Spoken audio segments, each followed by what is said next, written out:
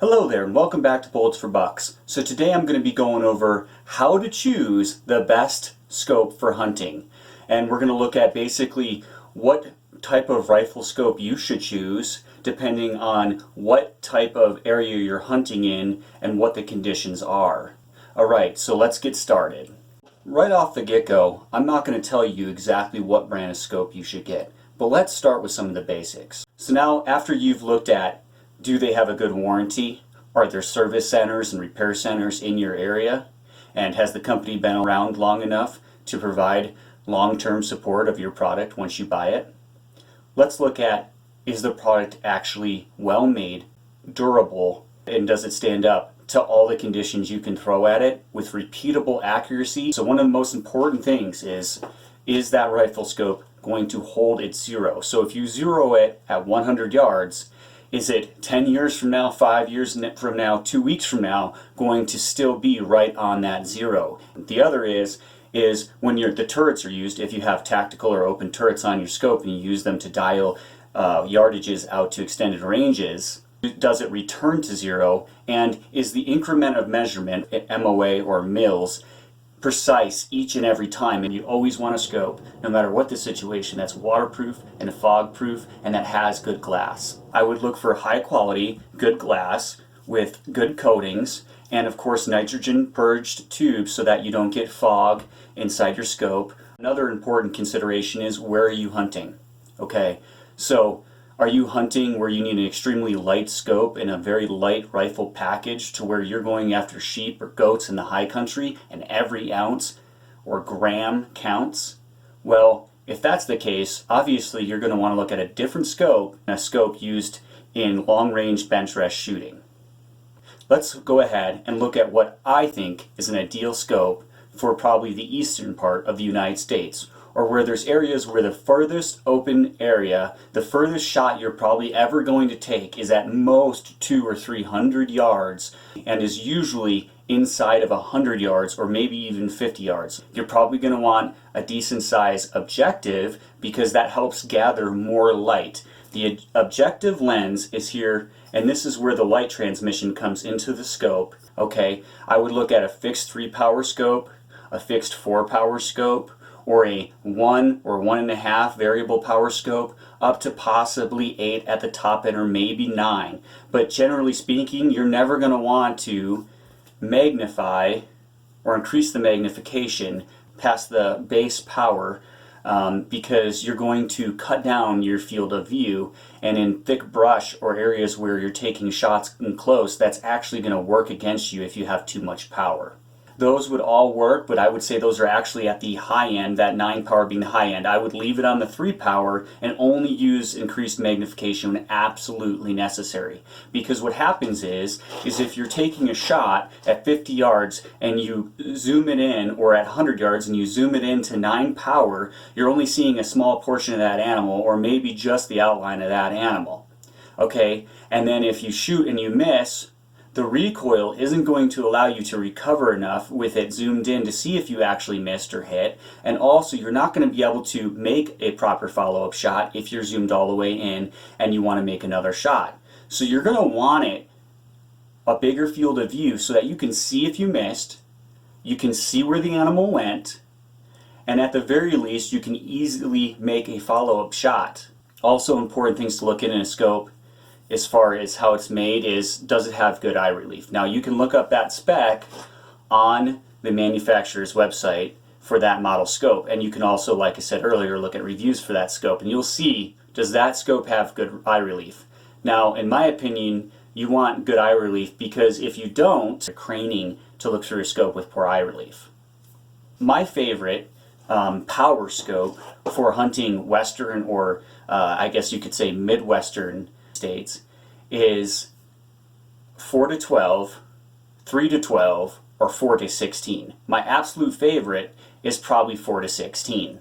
And with the majority of my shots being anywhere from 100 yards to 300 yards, with some extending out to maybe 750 yards, but with the majority being in that 1 to 300 yard range when shooting an animal, I find that the best scope power for me is 4 to 16. 16 can allow me to make beyond 1,000 yard shots, and it can also allow me to go all the way back down to 4 and make those close shots if need be. So that's why I really like 4 to 16. My second favorite would be a 3 to 12, because for the same reasons. 12 power is enough to get it done, 3 power is low enough that I can still acquire a target if it's close or it's moving and I need to make a follow-up shot or so on.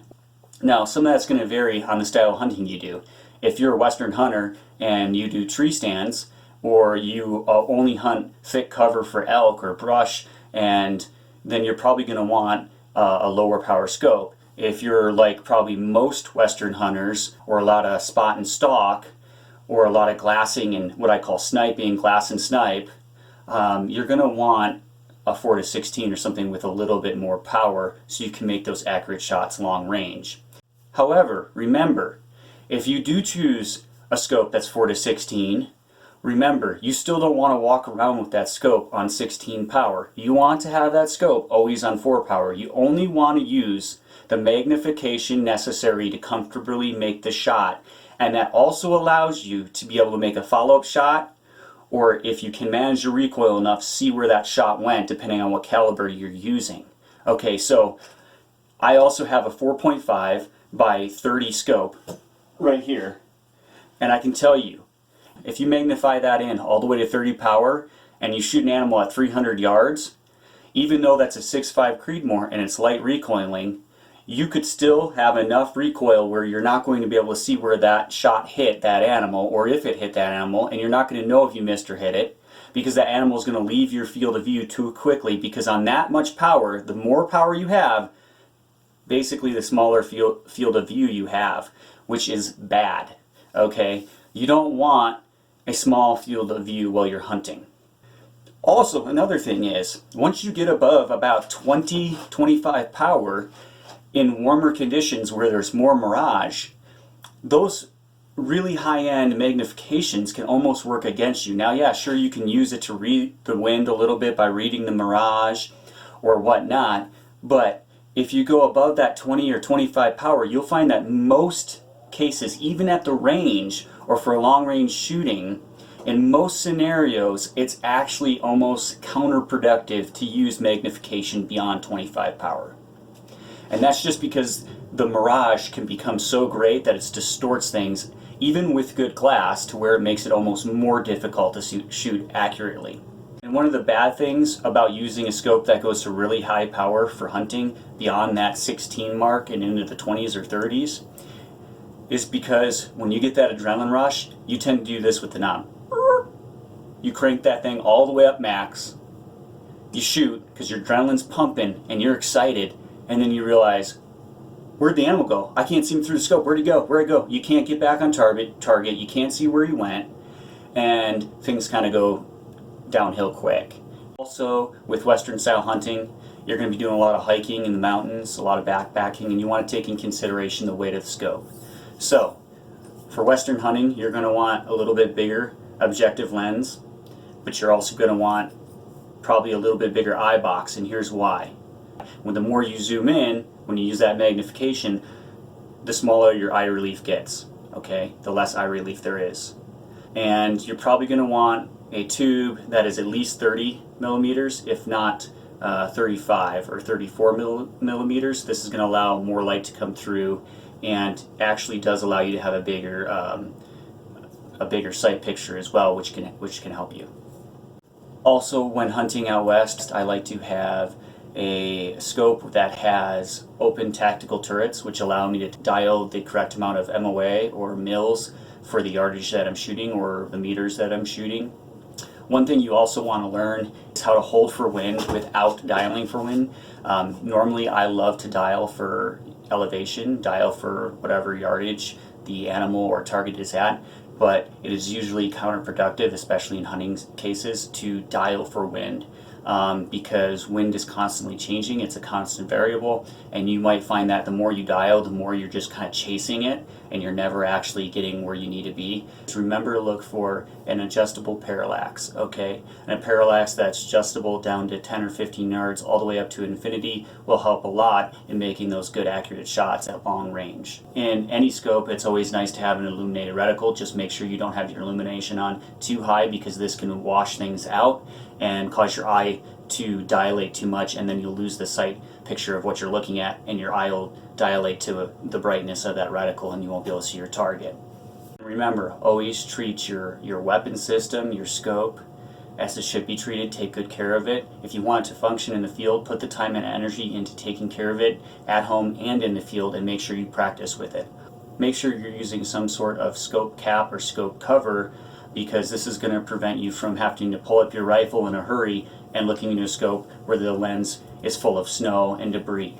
Although there are many different good scope manufacturers, there are certain models made by those manufacturers, including Vortex or Bushnell, that are subpar, that aren't good. They don't have good eye relief, they're not as durable, they're heavier, they're bulkier, so on and so forth. So you're going to want to look up once you decide what model you want, you're going to want to go and Google reviews on that exact model and see what the history or track record or what the reviews are on that scope before you make that important purchase. Of course, remember to like and subscribe. It's a constant battle on YouTube and on Facebook to fight for the Second Amendment and for hunting rights. And let me tell you, there isn't a week or month that goes by that somebody on Facebook isn't trying to report me for something, or YouTube's not trying to report me for something or get me kicked off. So I would really appreciate your support by liking and subscribing to my channel, and that'll help me be able to fight back for our rights.